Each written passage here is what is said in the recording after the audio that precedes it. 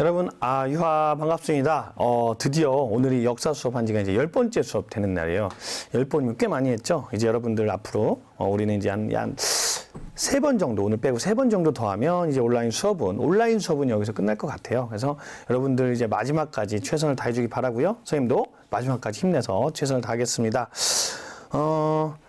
지난 시간에 선생님이 옷을 막 줄무늬 입고 와서, 도트무늬 이렇게 방울방울을 입고 왔죠. 그랬더니 움직이고 자고 나면으로 봤을 때는 막 어지럽고 막 그랬어요. 선생님 꼭 사이버 옷 입은 것처럼. 그래서 사람들이 많이 그 옷이 뭐냐 이런 얘기를 많이 했는데, 그래서 오늘은 그냥 단순하게 청색 남방을 입고 와봤습니다. 그러면서 오늘은 미니쌤과 함께하는 역사 이야기는 청바지의 역사를 한번 이야기해 보려고 그래요.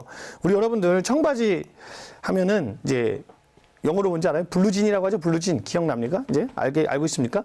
블루진인데 청바지의 역사를 하기 위해서는 우리 미국으로 가야 돼요. 청바지는 사실 시작이 미국이에요. 그래서 우리가 청바지를 이제 미국 문화의 상징으로 보기도 하거든요. 그럼 왜 미국이냐? 자, 1776년에 미국이 독립선언을 합니다. 그리고 전쟁을 해서 결국 이제 그러니까 18세기 중반에 미국이 후반에 독립을 하게 돼요. 그때 최초의 미국은 동부에 13개의 주에 그쳤어요. 미국이라는 나라는. 그래서 원래 성족이라고 해서 깃발이 그 가운데 별 있죠. 그게 주의 개수인데 지금 50개지만 처음에는 13개였어요. 근데 이게 점차 넓혀가요. 그래서 1800년대에는 이제 루이지애나라고 미국의 중부를 이제 프랑스로부터 사들이고, 그 다음에는 오리건, 캘리포니아, 텍사스 같은 데를 멕시코로부터 이제 구입하면서 점차 서쪽으로 가게 됩니다. 근데 이제 서쪽으로 가게 되는데, 이때 이걸 우리가 서부 개척 시대라고 그래요. 우리가 영화 보면은 막 보안관 나오고 막 총싸움하고 이런 사람들 있죠. 그게 이때 서부 개척 시대인데, 이때 서부로 간 이유는 여러 개가 있어요. 미국이 이제 서부의 인구를 옮기기 위해서 자기가 이제 그냥 가서 내 땅하고 찍으면 그냥 자기 땅으로 인정해주고 막 이런 것도 있었지만, 결정적으로 서부 개척으로 하게 된 가장 큰 계기는요, 골드러시라고 하죠. 골드러시. 금이 나오게 됩니다. 서쪽에서 사금이라고 하죠. 냇물에서 모래에서 금이 섞여 나오는 사금이 굉장히 이제 이때가 이제 발견된다는 소문을 듣고 정말 많은 사람들이 이 금을 위해서 서부로 몰려요. 그래서 지난주에 그 놀면 뭐하니에서도 이 얘기가 나오던데, 원래 선생님이 더 먼저 준비한 거예요. 거기 봤더니 이 골든스테이트 얘기가 나오더라고요. 미국의 주는요, 주마다 별칭이 있거든요. 그래서 우리가 거기서도 나왔지만, 뉴욕주는 우리 뉴욕의 가장 높은 빌딩, 가장 최초의 100층짜리 빌딩이 엠파이어 스테이트 빌딩이잖아요. 엠파이어 스테이트가 미국의 제 별명이에요. 뉴욕주의 별명이에요. 그래서 황제의 주라는 뜻이죠.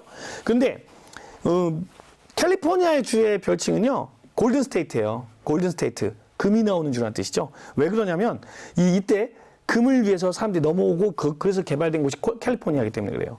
그래서 캘리포니아를 연고로 한 NBA 팀, 골든 스테이트 워리어스, 우리 스테픈 커리라는 요즘 최고의 스타죠. 선생님 학교 다닐 때는 마이클 조단이었는데, 이 스테픈 커리가 있는 골든 스테이트가 원래 캘리포니아의 샌프란시스코라는 도시에 연구를 하고 있는 팀이거든요. 그래서 보면은 골든 스테이트 워리어스의 그 팀의 상징을 보면 화면을 보면 알겠지만, 이 금문교예요. 이게 이제 골든게이트라는 샌프란시스코에 있는 대표적인 다리. 그래서 이런 걸 가지고 우리가 이제 이 골든 스테이트라는 말을 알 수 있는데요. 이렇게 금을 막 채취하기 위해서 사람들이 서부로 오면서, 근데 그 당시 거기가 기반이 없잖아요. 그러니까 사람들이 살아야 돼요. 사람이 생활해야 되니까 어디서 생활하냐면, 오늘날의 이제 캐러반 같은 거, 그러니까 캠핑카 같은 게 있는데, 그게 바로 포장마차예요. 마차 위에 포장을 쳤다 해서 포장마차입니다. 다른 뜻 있는 게 아니에요. 이 포장을 왜 쳤을까요? 여기서 잠도 자고 짐도 보관하고 이러다 보니까 이런 포장마차가 많이 만들어져요. 근데 이제 포장마차 재밌는 게, 사람들이 이제 광산에서도 일하고 막 사금도 채취하고 이러다 보니까 옷이 잘 해지니까 아주 안 질기고 안 찢어지는 튼튼한 옷을 입고 싶었던 거예요, 이 당시 미국인들이. 그래서 이 굉장히 질긴 포장마차 천을 가지고 옷을 만들기 시작한 게 바로 청바지입니다. 그래서 세계 제일 유명한 청바지 회사, 가장 오래됐다고 하는 리바이 스트라우스, 이게 줄여서 리바이스라고 부르죠. 이 옷이 다 이게 포장마차 천으로 만든 거예요. 그래서 보면 알겠지만, 이 포장마차 천을 이제 파란색으로 염색을 해서 했는데, 여기 리벳이라고 하는 다 못을 박았잖아요. 안 찢어지게. 옷이 안 찢어지게. 그래서 선생님 학교 다닐 때, 선생님 고등학교 때 TV 광고 중에 제일 유명했던 광고가, 차가 고장나니까 앞차 그 차를 끌어주려고 하는데 이제 끌어줄 견인선이 없는 거예요. 그러니까 어떤 사람이 청바지를 벗어가지고 묶어요. 그러니까 청바지를 묶어서 그걸 2대를 쭉 끌고 가는 선전이 있는데, 그게 그만큼 광고가 있는데, 그만큼 그게 이제 청바지가 질기다는 의미죠. 그러면서 이제 이 청바지에 리벳을 달면서 이게 그 당시 이제 미국에 처음 만들어진 사실 이제 작업복이죠. 질긴 작업복. 그래서 리바이스 501이라는 바지의 특징이 이렇게 그 지퍼 대신에 단추, 벨벳이 달린 것, 그런 게 이제 미국의 청바지입니다. 그래서요, 근데 이제 미국이 청바지가 사실은 작업복이었다고 그랬잖아요. 근데 이게 패션의 상징이 되기 시작한 건 미국 50년대, 60년대 최고의 배우가 누구냐면요. 제임스 딘이라는 배우가 있어요. 제임스 딘. 우리 어머니, 아버지 세대는 여러분 세대는 조금 알지도 몰라요. 근데 사실 저도 잘 몰라요. 제가 이제 40대인데 저도 잘 모르고 저보다 윗세대들이 많이 하는 건데 이 제임스 딘이 일찍 죽어요. 오토바이 사고로. 그런데 미국에서는 뭐 자이언트라는 영화인가 몇 편 찍지도 않습니다만 이 강렬한 눈빛, 저항과 반항 이런 거에 아이콘이 돼버려요. 그래서 이 제임스 딘은 20세기 그 반항화 이미지가 굉장히 강해지면서 이제 세계적 스타가 되거든요. 근데 이때 제임스 딘이 즐겨 입었던 옷이 청바지예요, 청바지. 그러면서 제임스 딘의 청바지가 이제 청바지는 작업복이 아니라 이제 패셔너블한 옷으로 바뀌게 되는 거죠. 그러면서 미국의 상징이 됩니다. 그래서 우리가 미국의 상징 하면 크게 두 가지 꼽을 수 있거든요. 1980년대 후반, 90년대 초반 들어서 공산주의가 몰락하면서 미국의 자본주의 문화가 들어갔다는 상징이 두 가지였어요. 뭐야? 청바지와요? 하나는 맥도날드입니다. 이 두 가지를 우리가 미국의 상징이라고 하고요. 이 두 가지가 들어갔다라고 하면 미국의 자본주의가 들어갔다라고 이야기를 하기도 합니다. 자, 맥도날드 요새 많이 없다고요? 롯데리아가 많죠, 우리나라는. 근데 외국에 가보면요, 맥도날드가 굉장히 많습니다. 전 세계 어딜 가나. 그래서 전 세계 물가를 비교하는 지수를 맥지수라고 해요. 빅맥 지수라고 해요. 빅맥 지수가 뭐냐면 빅맥의 가격을 가지고 그 나라의 물가를 이렇게 산정하는 지수도 있을 정도로, 이런 식으로 맥도날드가 상징했다라는 거, 미국 문화의 상징 한번 이야기해 봤고요. 오늘은요, 귀족 사회, 잠깐만요. 우리 유준민 학생, 쌤 읽어주세요. 근데 뭐를 읽어달라는 건지 모르겠네요. 네. 귀족 사회의 형성과 대외의 관계를 한번 보도록 하겠습니다. 그래서 우선 첫째, 고려 통치제도의 내용. 중요하죠. 두 번째, 고려 전개 대외 관계. 그리고 세 번째, 왜 고려가 귀족 중심 사회였는지에 대하여 우리는 한번 보도록 하겠습니다. 우선 그 첫 번째, 중앙 정치 제도에 대해서 보겠습니다. 자. 시간 학생, 나는 이 선생님이 제일 좋다. 아주 고맙습니다. 감사합니다. 자, 중앙정치제도를 보면요. 고려의 중앙정치제도는요. 세 가지 제도를 따왔다고 그래요. 우선 당나라의 제도. 지난 시간에 얘기했죠. 발해 정치제도 할 때. 당나라는요. 그 당시 동아시아의 스탠다드였어요. 표준이었어요. 표준. 그래서 당나라의 제도는 대부분 많이 가져옵니다. 그게 언제까지 이어지냐면 고려까지도 이어져요. 그리고 또 송나라의 제도. 이 당시엔 송나라였거든요. 우리 가장 강국이 송나라의 제도. 그리고 고려의 독자적인 제도 세 가지가 섞여 있는 게 고려의 중앙정치제도의 특징인데요. 우선 첫 번째 보면 고려의 핵심 제도는 이성 육부제입니다. 우리 기억나요? 당나라의 중앙정치제도 삼성 육부제였죠. 근데 고려는요. 이 삼성을 두 개로 줄여요. 그러니까 중서성과 문화성을 합쳐서 중서 문화성이라고 해요. 당나라는 중서성, 문화성, 상서졌다면 고려는 중서성과 문화성을 하나로 합쳐서 중서, 문화성, 그리고 상서성의 이성, 그리고 상서성 밑에 이병호, 형례공이라는 육부를 두어서 이성 육부제를 준다라는 겁니다. 이 제도는요, 사실 처음부터 그랬던 건 아니고요. 고려 초기에는 그 태봉, 그러니까 후 고구려의 제도를 많이 따오지만 이거를 성종 때 지금의 고려의 제도로 많이 이제 완성을 됩니다. 그래서 지난번에 얘기했다시피 성종이라는 말 자체가 완성했다, 제도를 완성했다는 의미가 있기도 해요. 그래서 최고 관성, 그러니까 최고 통치기구로 하죠. 제일 높은 통치기구는 중서문화성이에요. 이 중서문화성의 장관을 우리는 문화시중이라고 부릅니다. 신라시대의 가장 높은 장관, 집사부의 시중, 기억나죠? 같은 시중이고요. 우리가 조선을 공부하다 보면 고려를 공부하다 보면 조선과 많은 면에서 비슷하거든요. 그래서 많은 걸 이렇게 비교하게 되는데 고려의 최고 관서는 중서문화성이고 최고 높은 관직은 문화시중이었다면 조선은요. 의정부고요. 의정부의 최고 높은 관직은 영의정이었죠. 그 정도 한번 비교해서 가면 좋을 것 같습니다. 다음 조선 시간에 배우니까 그냥 한번 듣고 넘겨도 돼요. 그리고요. 중추원이라는 기구가 있었는데요. 중추원은요. 뭐를 하냐면 군사의 기밀을 담당하거나 왕명을 전달하는 기구예요. 그러니까 왕의 직속기관과 마찬가지인 거죠. 이것도 상당히 중요한 기구예요. 그래서 우리가 고려에서 제일 중요한 정치기구, 중앙정치기구 두 가지를 골라라. 그러면 두 가지가 뭐냐? 바로 중서문화성과 중추원을 가장 핵심되는 정치기구 두 가지로 꼽을 수가 있다는 겁니다. 자, 그리고요, 어사대는 지난 발해랑 비슷해요. 어사, 암행어사라고 생각하면 쉽다고 그랬죠. 감찰하는 기구, 관리들의 비리나 이런 걸. 그리고 3사는요, 국가재정 출납, 그러니까 회계기구인데요. 우리가 여기서 여러분들 3사 하면 꼭 기억해 둘 게 있어요. 여기 이쪽에다 쓸게요. 3사는요, 고려시대의 3사와 조선시대의 3사가 달라요. 고려시대는 회계기구였기 때문에 격이 낮았다면 조선시대는 이건 언론기관이라고 해서 굉장히 더 위치가 높아집니다. 언론기관, 언론기구 이렇게 말하는데, 그래서 우리가 고려시대는 이름은 같아요. 고려나 조선이나 하지만 고려보다는 조선에서 이 3사가 더 내용도 달라요. 완전히 달랍니다. 이 회계랑은 달라요. 그래서 조선시대는 3사가 있었다라는 거, 조선시대도 똑같이 있었다라는 거 기억하기 바랍니다. 고려만의 독특한 정치제도가 있어요. 그게 뭐냐면 도병마사와 식목도감이라는 거예요. 도병마사와 식목도감. 둘 다 뭐냐면 아까 말했죠. 중서문화성과 중추원의 고관들이 모여서 이런 걸 우리 뭐라고 하냐면 제추라고 해요. 제추. 중서문화선의 이품 이상의 관리를 우리는 제신이라 부르고요.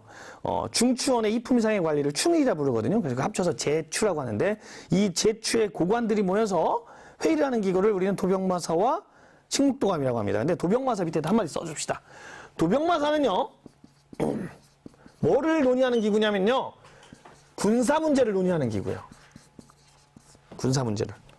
그래서 사실은 이건 임시기구지만 고려 후기가 되면 이 도병마사가 가장 핵심의 기구로 가게 돼요. 이 도병마사는 그래서 나름의 나중에 이름이 뭘로도 바뀌냐면, 도병마사가 잘 안 보이죠? 도평의사사로 이름이 바뀌기도 합니다. 후기에 되면요. 그러니까 꼭 알아두라는 거고요. 자, 그리고 식목도감은 이제 뭐 도병마사보다는 조금 중요성이 덜하지만 주로 이제 뭐를 하냐면 이제 격제나 이제 법식 이런 같은 국내 문제를 다루는 기구를 우리는 식목도감이라고 한다라는 것, 두 가지가 있다는 거 꼭 기억해 두기 바랍니다. 이거는 선생님 볼 때 시험 문제에 가장 많이 나온 왜냐하면 고려밖에 없었던 독자적인 관제이기 때문에 시험 문제 1순위예요. 1순위 꼭 기억하기 바랍니다. 도병마사, 식목도감. 그래서 정리해 볼게요. 왕 밑에는요, 도병마사, 식목도감이 있지만 도병마사, 식목도감은요, 중서문화성과 중추원의 고관들이 모이는 거라고 했잖아요. 그리고 이성은 중서성 문화성과 상서성이었다라는 거. 육부는 상서성 밑에 이병호 형예공의 육부가 있었습니다. 2부가 뭔지 알아요? 혹시 2부? 2부는요, 문신 인사의 관리라는 기구예요. 그리고 병부는 말 그대로 국방부, 오늘날의, 호부는 오늘날의 재정부, 그리고 형부는요, 형법, 그러니까 법무부겠죠. 예부라는 건 오늘날의 교육부 또는 외교부 또는 뭐 이런 여러 가지 격식을 담당하고 행사를 담당하는 거였어요. 그리고 공부는요, 과학기술부예요. 근데 아무래도 그 당시는 과학기술이 조금 더 이제 우리 지금보다는 좀 천대받았기 때문에 가장 격이 낮았습니다. 그래서 이 순서는요, 조선이 되면 또 바뀌어져요. 이병호 형예공에서 이호의 병영공으로 바뀝니다. 역시 조선은. 자, 그래서 정리할게요. 중앙정치제도, 당나라에 삼성육부제를 가져왔다라는 거. 그래서 운영은 이성육부제로 됐다라는 거죠. 그리고 송나라 제도는 중추원과 어사대요. 그래서 원래 중추원은 다른 말로 추밀원이라고 됩니다. 나중에 추밀원이라고 바뀌기도 해요. 그리고 독자적인 제도 두 가지, 도병마사와 식목도감이 있다라는 거 여러분 꼭 알아두고 가면 좋겠습니다. 이거는 고등학교 가서도 다시 배우는 문제니까, 고등학교 요즘엔 좀 달라지긴 했지만, 꼭 알아두고 가세요. 자, 그럼 이제 중앙행정구역으로 가도록 하겠습니다. 중앙행정구역, 중앙행정제도. 중앙이 아니라 참 지방행정제도, 미안합니다, 발음이. 자, 원래 고려는요, 호족들이 강했기 때문에 지방까지 중앙에 정치력이 미치지 않았어요. 하지만 그러다가 언제 고려가 안정되는 성종쯤 되면서 이제 12목이라는 12개의 대표적인 도시에다가 최초로 지방관을 파견하기 시작합니다. 그리고 우리는 12목 설치라고 그래요.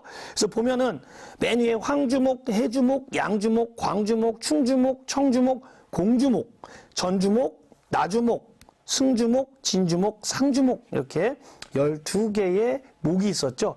이 목은요, 조선시대까지도 가장 그 지역의 핵심적인 도시로 성장하게 됩니다. 주로 이 내륙수라고 하죠. 강물이나 이런 거에 요충지에 많이 만들어져요. 그래서 이 목은요, 이 목사라는 아주 높은 관리가 지방관이 파견되기도 하는 것입니다. 그래서 우리 충남에는 공주목이 하나 있고요. 조선시대는 홍주목, 지금 홍성이죠. 거기도 이렇게 목이 됩니다. 근데 최초의 12목에는 이렇게 있었다라는 거. 그래서 성종 때 설치되는 거죠. 하지만 이게 시간이 지나면서 현종 때가 되면은요, 5도 양계 체제로 이제 어느 정도의 자리가 잡혀요. 그 전까지 호족들이 막 그냥 독자적으로 다스리던 게 현종쯤 되면요, 이제는 어느 정도 자리가 잡히게 된다는 얘기입니다. 국가의 기틀이 마련된다는 거예요. 그래서 이 지도를 보면요, 5도와 양계가 이제 총 7개의 행정구역이에요. 그러니까 오늘날의 도라고 생각하면 돼요. 광역단체 도, 충청남도 같은 도인데, 밑에는 5개의 도, 서해도, 교주도, 양광도, 전라도, 경상도에 5개의 도를 줬고요. 국경지방에는 2개의 계를 줬어요. 뭐 북계와 동계라는 2개의 계를 줬어요. 그러니까 우리 여러분 여기서 딱 느껴지지 않습니까? 눈치가 빠른 학생들 할 거예요. 계는 어떤 곳에다 계를 두었을까요? 여러분 딱 느낌. 그렇죠. 군사적인 곳에다는 계를 둔 겁니다. 국경지역입니다, 주로. 그래서 5도는요, 우리 민사적 행정구역이에요. 그래서 안찰사라는 우리 민사의 관리기구에 이렇게 파견하고요. 양계는 병마사라고 하는 군사 지휘관을 파견합니다. 그래서 군사적 행정구역이 바로 양계라는 거죠. 5도 양계. 자, 표고버섯 학생이 남아있는 목이 있나요? 근데 목이 있는 학생이 지금 목이라는 곳은 대부분 다 지금의 도시죠. 공주시, 충주, 청주, 승주라는 곳은 지금의 순천이에요. 순천, 전라남도. 거의 다 지금도 남아있습니다. 물론 도시의 규모는 그 당시 목이라 부를 때보다 많이 작아졌죠. 왜냐하면 교통이 달라져서 그래요. 그 당시는 배를 타고 다니던 내륙수로가 발달했기 때문에 충주, 청주 이런 데가 컸다면, 공주가 컸다면, 오늘날은 육상교통, 철도나 도로가 발달했기 때문에 대전, 천안 같은 도시가 클 수밖에 없는 겁니다. 자, 그래서 이렇게 우리가 지방행정제도까지 봤고요. 그래서 이런 5도 양계가 현종 때 이루는 이제 정착이 돼요. 그러면서 삼경제도라는 걸 운영하거든요. 고려는 우선 개경이라는 수도가 있었겠지만 그 태조가 강조했던 서경, 평양, 그리고 처음에는 경주였지만 이게 나중엔 지금의 서울, 한양이 되는데 이 세 개를 남경해가지고 삼경체제라고 해요. 그리고 이제 또 하나의 특징이 있어요. 고려의 또 하나의 특징은 뭐냐면요, 지방제도의 특징, 이거는 우리가 꼭 기억해야 됩니다. 선생님이 풀어서 얘기했는데 3가지 좀 이따 정리해 줄 테니까 잘 들으세요. 우선 고려에는요, 약 300여 개의 군현이 있는데 모든 군현에 왕이 직접 파견한 지방관이 다 내려가진 않아요. 무슨 말이냐면요, 왕이 직접 파견한 지방관이 내려가는 현을 주현이라고 하고요, 왕이 파견한 사람이 없는, 그러니까 지방관이 파견되지 않은 현을 속현이라 불러요. 그래서 주현과 속현 체제가 첫 번째 특징입니다. 그래서 주현은 근처에 있는 몇 개의 속현을 이렇게 관할을 해요. 관장을 해요, 자기가. 그러니까 아무래도 주현의 위치가 좀 더 높았겠죠. 주현과 속현이 분리됐다는 게 첫 번째 특징입니다. 두 번째, 향, 소, 부곡과 같이 특수 행정구역이 존재했다는 거예요. 그게 무슨 말이냐면요, 우리가 향이라는 게 뭐냐면, 향이나 부곡은요, 보통 농사를 짓는 곳인데, 어떤 농사를 짓냐면 국유지를 해서 농사 짓는 지역이 많아요. 그래서 부곡 같은 경우는 지금도 이름이 많이 남아있죠. 우리 처인부곡 같은, 우리 몽골 침입 때 유명했던, 지금 용인이에요. 용인에 처인구라는 게 있는 정도로 처인부족이 처인구가 있을 정도로 처인부족이었죠. 그리고 소는요, 주로 이제 수공업 제품을 많이 생산하던 곳이에요. 그래서 뭐 철소, 동소, 금소, 은소 이런 소가 많이 나와 있습니다. 그래서 이 향소부고의 특수행정구역의 특징은 뭐냐면요, 일반 군현에 비해서 더 많은 세금을 부과해요. 그래서 한때는 이 향소부곡은 천민들만 사는 것이 아닌가라는 연구 결과가 있기도 했지만, 요즘에는 그게 아니다. 향소부곡도 똑같은 양민이지만 일반 양민에 비해서 많이 차별적 대우를 받았던 지역이다라고 알려져 있습니다. 그렇죠. 대전 내 월평동, 우리 도은 학생 있는데, 시간 학생 있는데,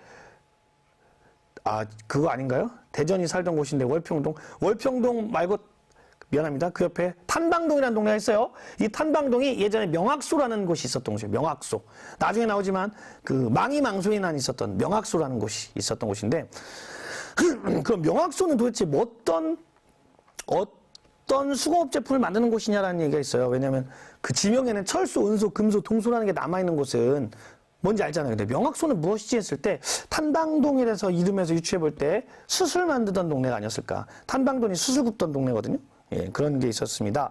이게 두 번째 특징이에요. 세 번째 특징은요.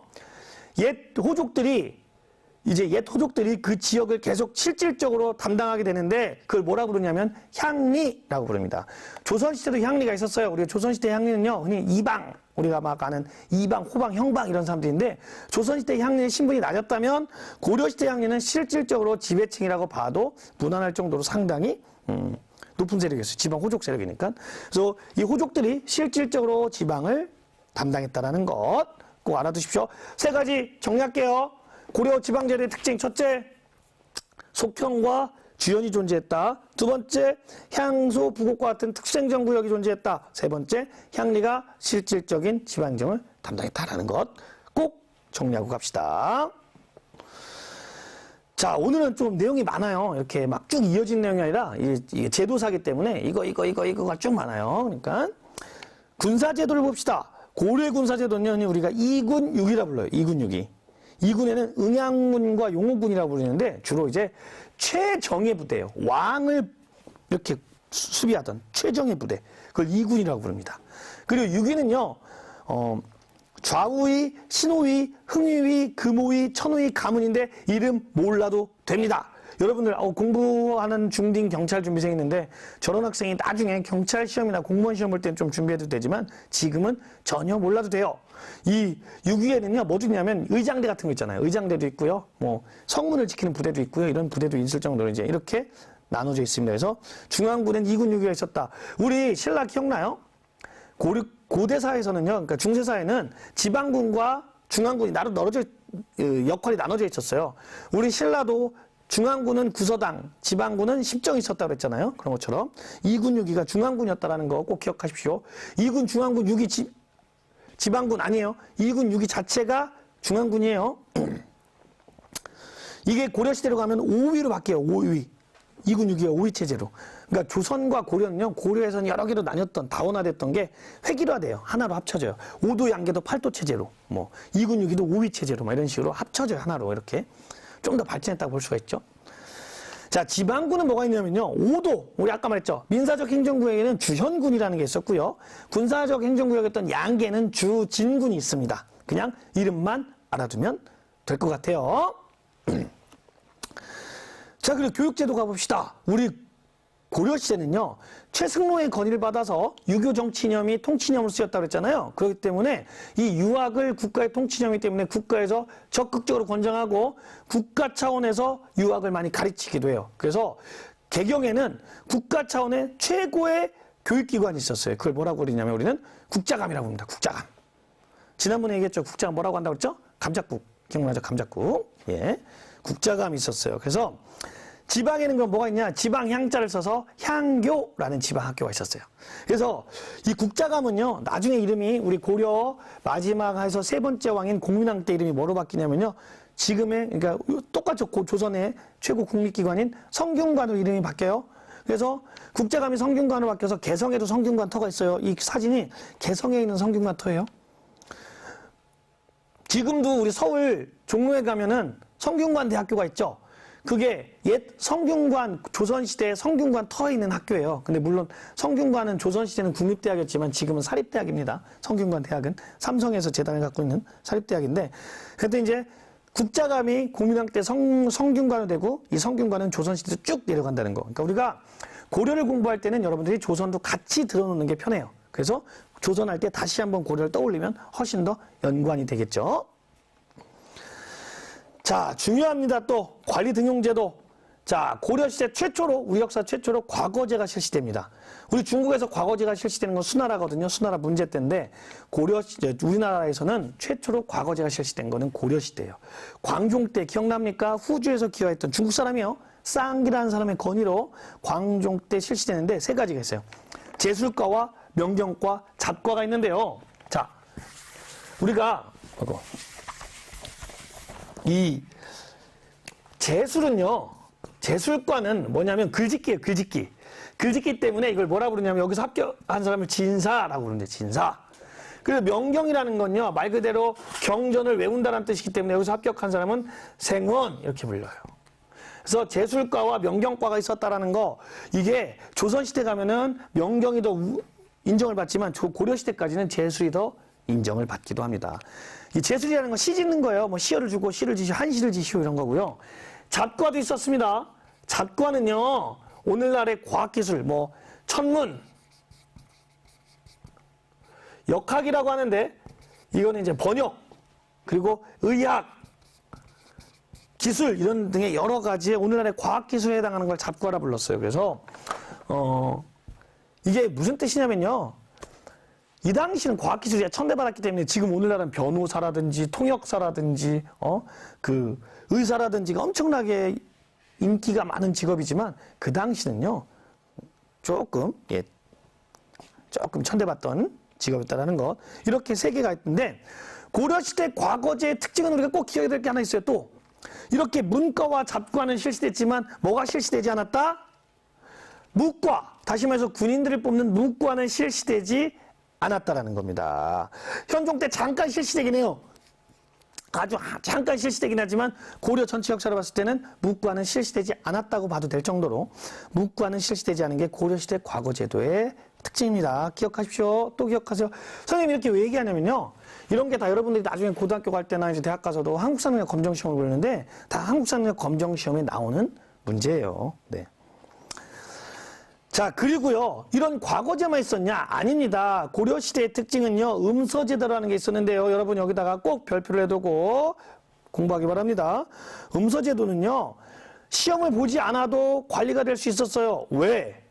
우리 아버지나 할아버지가 고위 관리면, 5품 이상의 관리면, 거기 자손은 역시 시험 없이 바로 관리가 될 수 있었는데요. 이거는 무슨 특징이냐면 고려가 귀족제 사회임은 귀족 사회를 알 수 있는 증거이기도 해요. 특징이기도 해요. 그래서 흔히 우리가 고려는 귀족 사회다. 아까 우리 처음에 시작할 때 학습 목표에서 얘기했죠. 고려가 귀족 사회인 이유.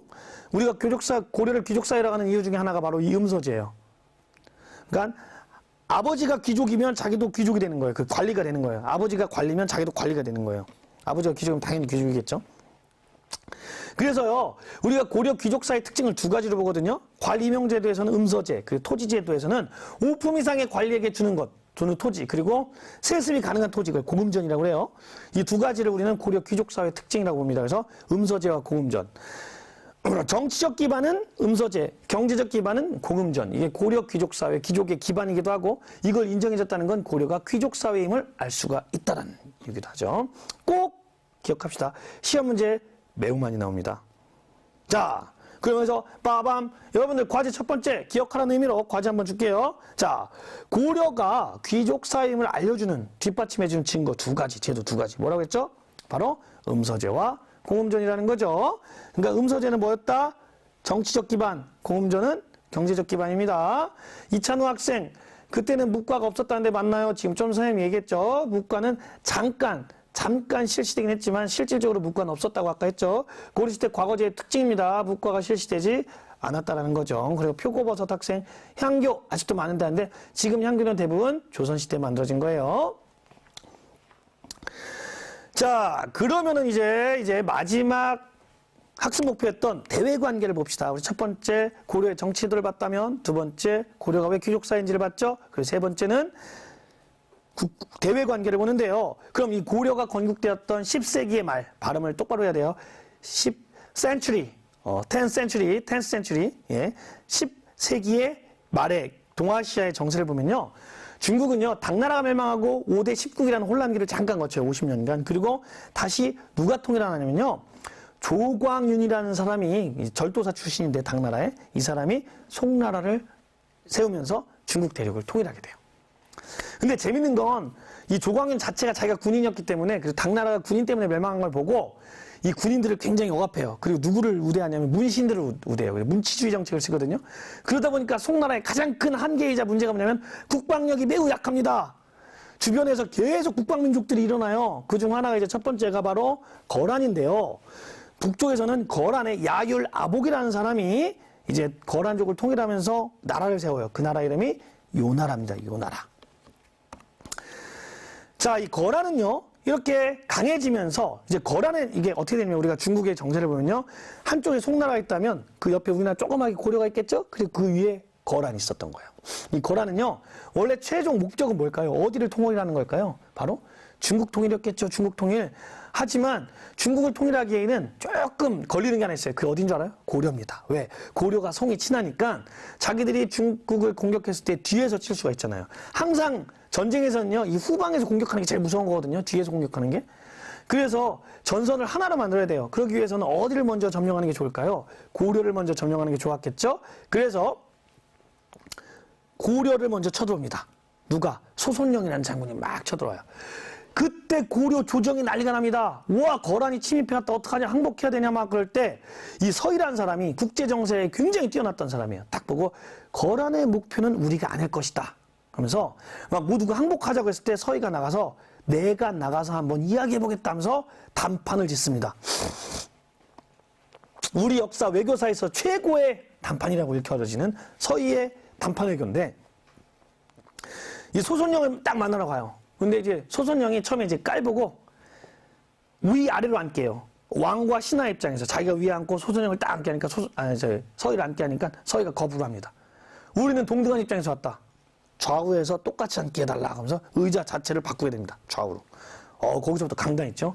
그러니까 딱 소손령이 물어봐요. 야, 니네는 신라를 계승한 나라고 우리는 고구려 옛 땅에서 일어난 나라다. 근데 너는 왜 너네는 자꾸 우리 땅을 침범하느냐? 라고 했더니 서희가 딱 이야기하죠. 아니다, 틀렸다.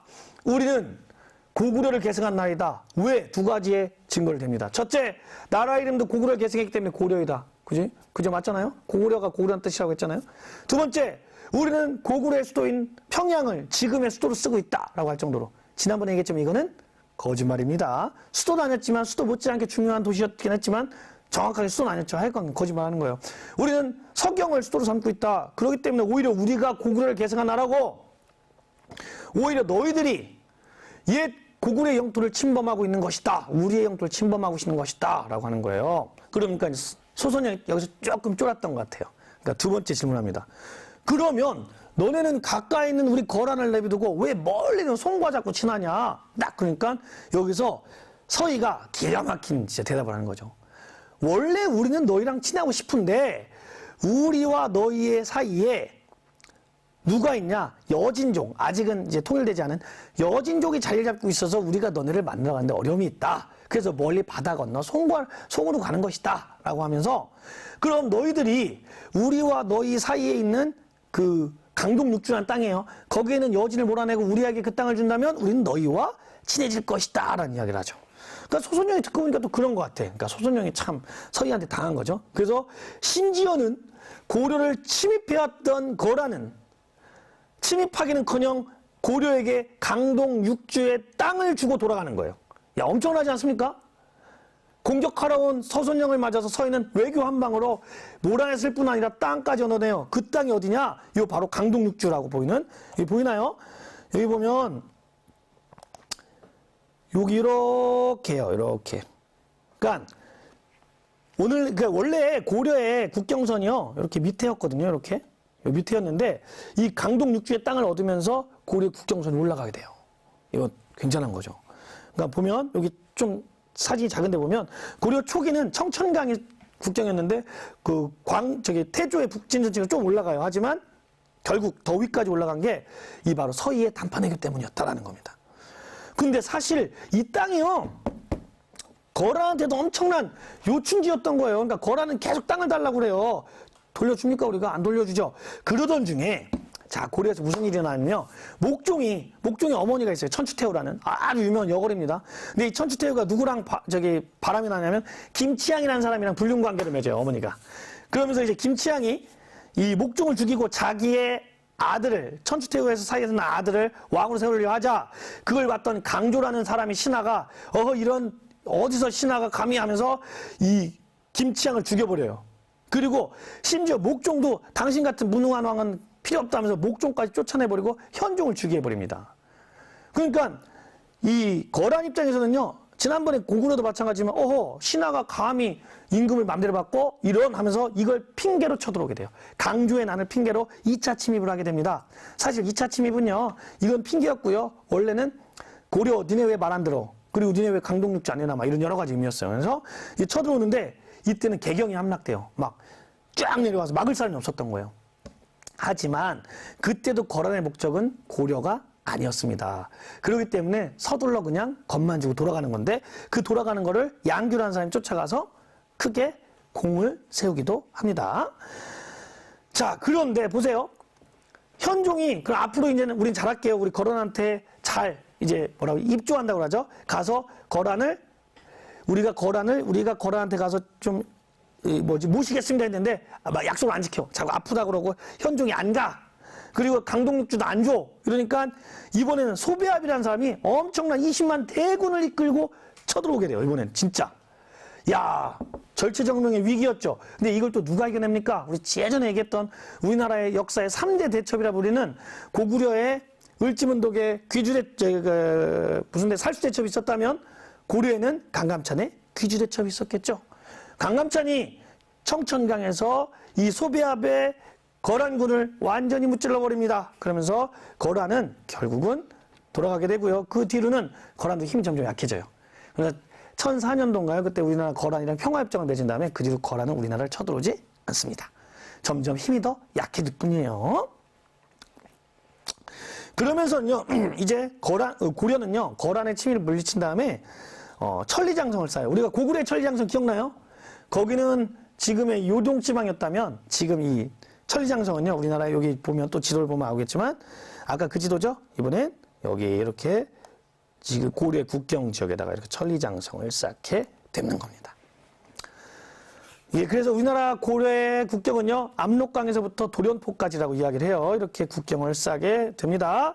자, 그런데 이제는 또 무슨 민족이 뜨냐면요, 거란이 사라졌더니 여진이 뜨기 시작해요.